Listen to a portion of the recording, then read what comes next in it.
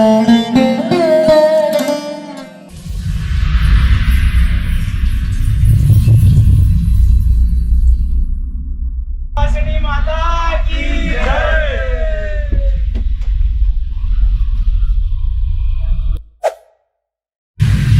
नमः शिवाय, जय श्री राम, जय मां विंध्यवासिनी। आज का हमारा विषय बहुत ही महत्वपूर्ण होने वाला है। आप लोगों को बहुत ध्यानपूर्वक इस विषय को सुनना है और समझना है। बाकी हम आप लोगों के विवेक के ऊपर छोड़ते हैं कि शक्ति बड़ी होती है कि धर्म बड़ा होता है। क्या देवी देवताओं को भी मिलता है दंड? क्योंकि हमारे शास्त्रों में प्रमाण है, त्रिदेवों को भी दंड मिला है, त्रिदेवियों को भी दंड मिला है, अन्य देवी देवताओं को भी दंड मिला है, देवराज इंद्र को भी दंड मिला है, असुरों को भी दंड मिला है। आखिर वो कौन सी शक्ति है जो त्रिदेव और त्रिदेवियों को भी और अन्य देवी देवताओं को भी दंडित कर सकती है? इसके विषय में बहुत ही गहरी और रोचक जानकारी आप लोगों के लिए लेके आए हैं और इस वीडियो के माध्यम से आप जान लोगे कि देवता बड़ा होता है या धर्म। क्योंकि बहुत सारे लोग देवता को बड़ा मानते हैं, क्योंकि कलयुग में क्षेत्रीय देव का प्रचलन बढ़ गया है और इनको देवता के रूप में लोग पूजने लगे हैं। और हम अपने वीडियो में कहते हैं जब तक धर्म पे है तब तक देवता है। यदि धर्म को छोड़कर पाप का आचरण और पाप का मार्ग पकड़ लिया है तो कितना भी बड़ा देवता है वो पापी ही है हमारी वजह में। क्योंकि सत्य बोलना और चीजों को जो सही है सही कहना हमारा मत है। क्योंकि हम किसी भी देवी देवता से डरते नहीं हैं।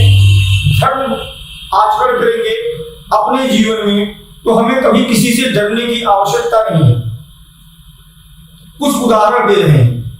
अवतारवाद का सिद्धांत हमारे सनातन में नहीं, न तो वेदों में अवतारवाद की मान्यता है, न उपनिषदों में है और न ही किसी भी गीता में है। गीता मतलब कई प्रकार के गीता होते हैं, शिव गीता, देवी गीता, भूत गीता, श्रीमद् भगवद गीता, अष्टावक्र गीता, किसी भी गीता जो वेदांत का सिद्धांत है उसमें अवतारवाद की मान्यता नहीं है। लेकिन हमारे लोक कथाओं में अवतारवाद की मान्यता चलती है। बहुत सारे लोग बाबा भीम बुलाकी को शनिदेव का या तो भैरव का अवतार मानते हैं। कई लोग अन्य देवी देवताओं को अवतार मानते हैं, अलग अलग सिद्धों को। जैसे कोई ये बाबा है तो हनुमान जी के अवतार है, वो बाबा है वो वहां के अवतार है। हम अवतारवाद की मान्यता पर नहीं जाते हैं, हम जाते हैं कर्म के सिद्धांत पर। जब वीर बुलाकी सैयद कमाल खान या सबर सिंह बावली या रोका जहां कोई भी देव हो, यदि वो धर्म में है और समाज का हित करता है, कोई भी देव हो, चाहे खर्राबाद की कालिका हो, चाहे मरघट की कालिका हो, चाहे शमशान काली हो, कोई भी देव या देवी हो, यदि वो समाज के उत्थान में और धर्म के निर्माण में सहयोग करते हैं तो वो देव है। यदि ये समाज के लिए रोग बनते हैं तो हमारी नजर में देव बिल्कुल भी नहीं है। इसे कहने में हमें किंचित मात्र भी कोई भी शक या डर नहीं है। क्योंकि हम क्यों किसी देव से डरें जब हमें पता है कि हमारे अंदर वो परम तत्व विद्यमान है। तो बाकी के बाहरी के तत्व क्या नुकसान करेंगे इस भौतिक शरीर का, लेकिन हमारे उस परम तत्व का नुकसान नहीं कर सकते। आजकल हम जो अपने जीवन में अनुभवों में रिसर्च में देख रहे हैं, प्रेतों से ज्यादा देवी देवता परेशान कर रहे हैं। मान लीजिए उदाहरण दे रहे हैं, आगरा, दिल्ली, मथुरा में 500 बुलाकी के भगत हैं और 500 बुलाकी के भगत बुलाकी के माध्यम से 5 लाख लोगों का घर बिगाड़े हैं। तो यहाँ पे बुलाकी पाप में चला कि नहीं चला? ये बुलाकी पाप में चला है तो बुलाकी पापी है कि नहीं है? यदि सबल सिंह पाप में चले हैं तो पापी है कि नहीं है? उनको दंड मिलना चाहिए कि नहीं मिलना चाहिए? और ऐसे शक्तियों को कौन देता है दंड, इसके विषय में बताया है। क्योंकि देवता का काम है किसी एक का पक्ष न लेकर समाज का हित करे, परंतु अपने भगत के वचन के चक्कर में वो भगत दूसरों के ऊपर, तीसरों के ऊपर कर कराते ऐसे कई घर, ऐसे लोग और ग्रामीण देवताओं के पीछे बर्बाद कर चुके हैं। यदि आपके पास देवता है या बुलाकी की सिद्धि है, आप भगत है, तो जन कल्याण करें, प्रेतों को मुक्त करने का काम करें, सदा सदा के लिए खत्म करने का काम करें, प्रेतों को पितृ में मिला के पितृ पक्ष में पितृलोक भेजने की तैयारी करें। प्रेतों को मुक्ति कैसे मिलती है, वो ज्ञान को रहस्य कैसा है, इसको सीखने और समझने की कोशिश करें। और देवी देवताओं को बैठाया कैसे जाता है, इनको मुक्ति कैसे दी जाती है, इसे भी सीखने और समझने में समय दें और मुक्त करें। इसका किया उसके ऊपर चढ़ाया, उसका किया उसके ऊपर चढ़ाया, नहीं किया गुस्से में अपने ऊपर चढ़ाए। देवी देवताओं का दुरुपयोग देवी देवताओं को ही पापी बनाती है और भगत को ही पापी बनाती है। और पापी कोई भी हो, धर्म विरुद्ध आचरण कोई भी हो, वो दंड का पात्र होता है, आज नहीं तो कल होता है। और बताते हैं कौन सी शक्ति देवी देवताओं और त्रिदेवों को भी दंडित कर सकती है। पहला सिद्ध संत, दूसरा मातृ शक्ति, तीसरा पतिव्रत।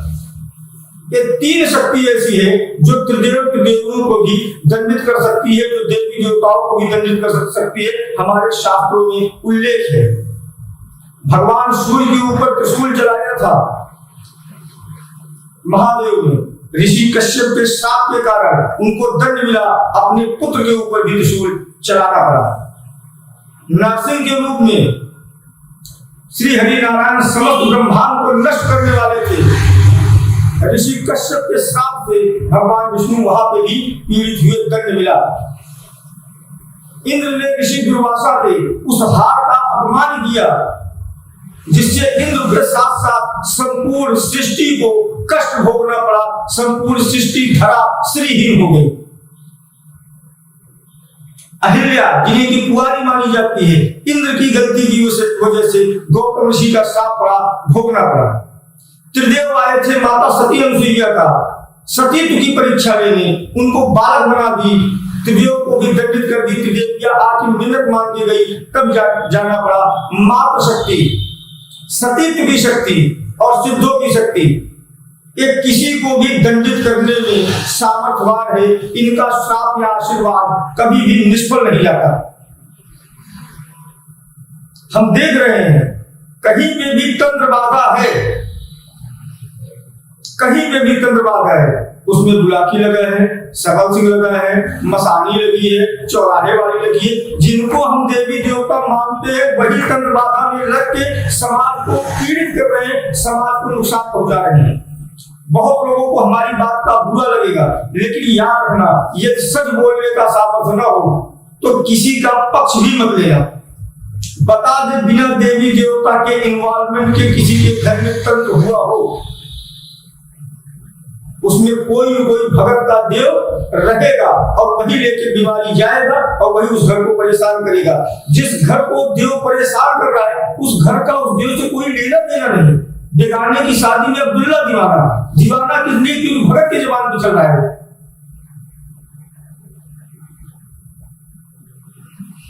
और लोग इनके देवता मान की पूजा कर रहे हैं। जब तक ये मंदिर में है, देव है, तब तक ये पूजनीय है। जिस समय मंदिर छोड़कर प्रेत लेके किसी के घर में घुस गए उस समय पापी हैं। और ये कहने में हमें किंचित मात्र भी संकोच नहीं है। कोई भी देव हो, अपने देव स्थान में बैठा है, अपने मंदिर में बैठा है, घर में बैठा है, लोग आ रहे हैं, पूजा दे रहे हैं, उनको आशीर्वाद दे रहे हैं, देव है। लेकिन अगर किसी भगत के कहने से किसी तीसरे के घर में घुस के प्रेत बन के घुस रहे हैं, प्रेत लेके घुस रहे हैं और तांडव कर रहे हैं, तो ये पापी करने में भी हमें किंचित मात्र संकोच नहीं है। हम नहीं डरते किसी से, क्योंकि हमारे गुरु और हमारे आराध्य ने सही कहा है कि हमेशा सही कहो, सामने कुछ भी हो, उससे कोई भी तुमको डरने की जरूरत नहीं। नुकसान क्या पहुंचाएगा? हमारे इस अंदर उस परम तत्व जो व्याप्त है उसको तो नुकसान पहुंचा नहीं सकता। उसको इस ब्रह्मांड की कोई शक्ति उसको नुकसान नहीं पहुंचा सकती। और रही शरीर की, 70, 80, 100 साल में जाने वाली है, 10 दिन पहले चली जाएगी, तो क्या फर्क पड़ेगा? लेकिन विरोध तो होगा गलत का। इसलिए एक भगत और साधकों की जिम्मेदारी है कि अपनी शक्ति का दुरुपयोग न करें। यदि आप शक्ति का दुरुपयोग करोगे, अधर्म पे रहोगे, तो न काली काम करेंगी, न भैरव काम करेंगे एक समय के बाद, न कोई अन्य देवी देवता काम करेंगे, न शमशान काली काम करेगी, न तो मरघटी काली काम करेगी। नाम बड़े, दर्शन छोटे हो जाएंगे। और धर्म पे रहता है तो एक प्रेत भारी पड़ जाता है देवताओं पे। धर्म में रहे एक शक्ति भारी पड़ जाती है देवताओं पे। हजारों केस, हजारों उदाहरण हमने देखे जो आज देव करके बैठे, जो धर्म पे है। और जो धर्म में है वो कभी भी प्रेत के साथ नहीं चलेंगे। नीम करोली बाबा को हनुमान जी का अवतार माना जाता है। कहीं किसी के घर में प्रेत में चलती हुई उनको देखे। शंकराचार्य जी महाराज को शिव का अवतार माना जाता है, कभी वो प्रेत में चले देखे। रामकृष्ण परमहंस जी को काली पुत्र माना गया है, वो कभी किसी के साथ प्रेत में चले, किसी के घर में जाके कष्ट दिए, कभी सुने हो? बाबा खेपाराम को तारा के पुत्र माने जाते हैं, कभी किसी को दंडित किए, कभी किसी को परेशान किए नहीं, क्योंकि ये स्वयं अपने इष्ट के सानिध्य में रहते हैं। ये किसी के घर में नहीं जाते हैं। लेकिन बाकी क्षेत्रीय देव, थाम हो गया, ब्रह्म हो गया, मसान हो गया, बुलाती हो गया, सबल सिंह हो गया, तीर हो गए, वीर हो गए, सैयद हो गए, ये सब प्रेत बाधा में चलते हैं।